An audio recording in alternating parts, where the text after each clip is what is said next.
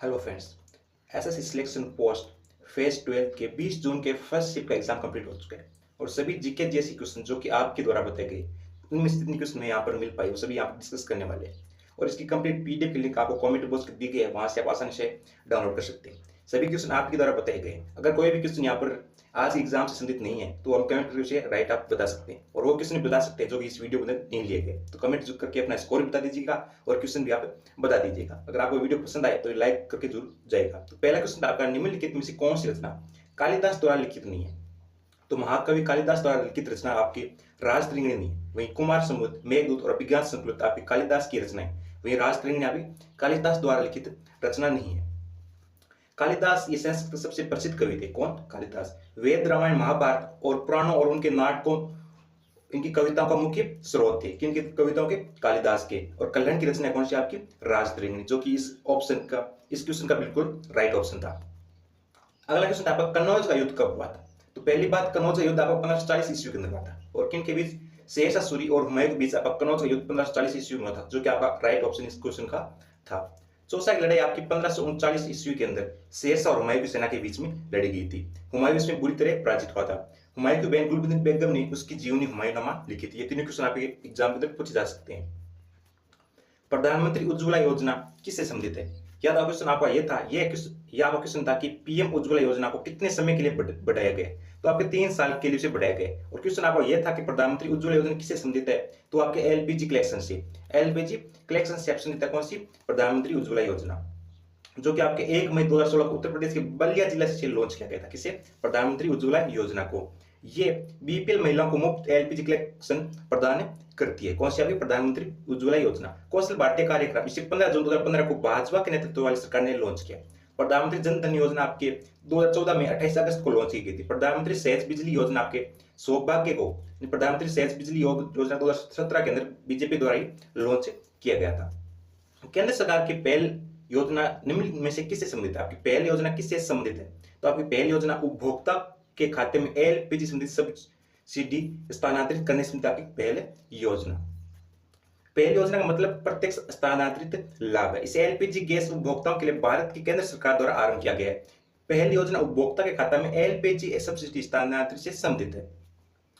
अपने पहले चरण की शुरुआत में इसने 251 जिलों को जोड़ा गया है, या 251 जिलों में से शुरुआत इसकी की गई थी। शाहजहां को किसने कैद किया था? तो शाहजहां को उसके पुत्र औरंगजेब ने कैद किया था, जिसने लगभग 8 साल तक आगरा के किले के अंदर से कैद करके रखा। किसने? आपके शाहजहां को उसके पुत्र औरंगजेब ने 8 साल तक आगरा के किले के अंदर कैद करके रखा था।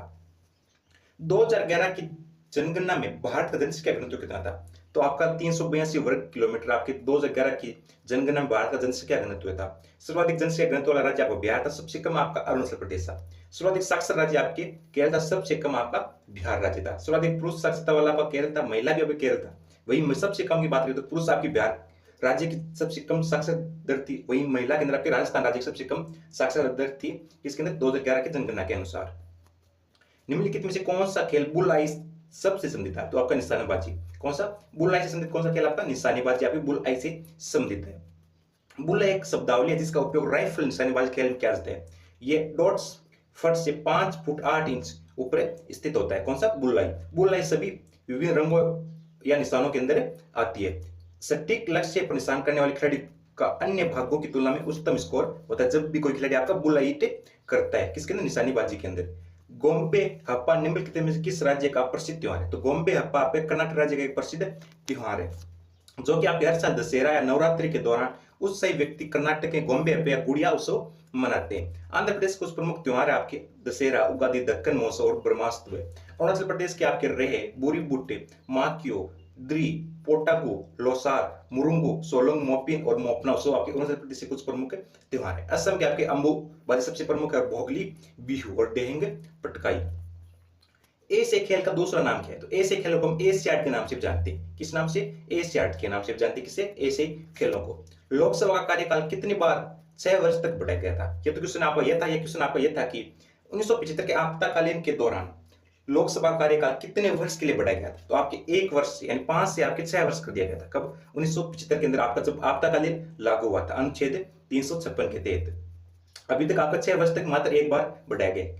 उस वक्त राष्ट्रपति आपके अब्दुल अल अहमद, यानी आपके फारूकी अब्दुल फरूकी अली अहमद आपके राष्ट्रपति थे कब? 1975 के अंदर, जब भारत के अंदर आपातकाल लागू होता और आपके लोकसभा कार्यकाल 1 वर्ष बढ़ाकर गया गया था, यानी आपके 5 से 6 वर्ष आपका लोकसभा कार्यकाल उस वक्त बढ़ाया गया था।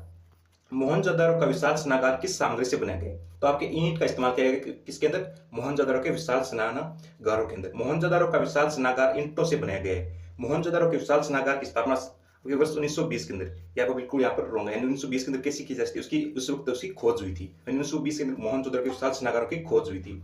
इस स्नागार का लगभग आकार 897 वर्ग फीट था। कितना था? 897 वर्ग फीट था। एक क्वेश्चन आपको बिरजू महाराज से संबंधित है। बिरजू महाराज किससे संबंधित है? तो बिरजू महाराज आपके कथक शास्त्रीय नृत्य से आपका संबंधित है। किससे? कथक शास्त्रीय नृत्य से संबंधित है। एक क्वेश्चन आपका कि उद्योग, कि वह कौन सा उद्योग है जो अपने द्वारा उत्पादित माल को सर्वाधिक इस्तेमाल करता है? तो आपका रासायनिक उद्योग का होगा। कौन सा? रासायनिक उद्योग। एक क्वेश्चन आता है आपका कौन सी निम्न में से कौन सी ग्रीन हरित गैस नहीं है? तो आपके ऑप्शन के हिसाब से था, उसके अंदर आपकी 3 ग्रीन हाउस गैस दी गई थी, एक आपकी ग्रीन हाउस गैस नहीं दी गई थी, जिसके अंदर CO2 उसके अंदर दी गई थी, मीथेन दी गई थी, नाइट्रोजन दी गई थी और नाइट्रस ऑक्साइड। आपके 4 ऑप्शन थे, जिनमें से एक आपकी ग्रीन हाउस गैस नहीं थी। एक अमिताभ घोष की पुस्तक से संबंधित क्वेश्चन था, जिसका राइट ऑप्शन था गॉड ऑफ स्मॉल थिंग्स, जो कि आपकी अरुंधति रॉय की पुस्तक है।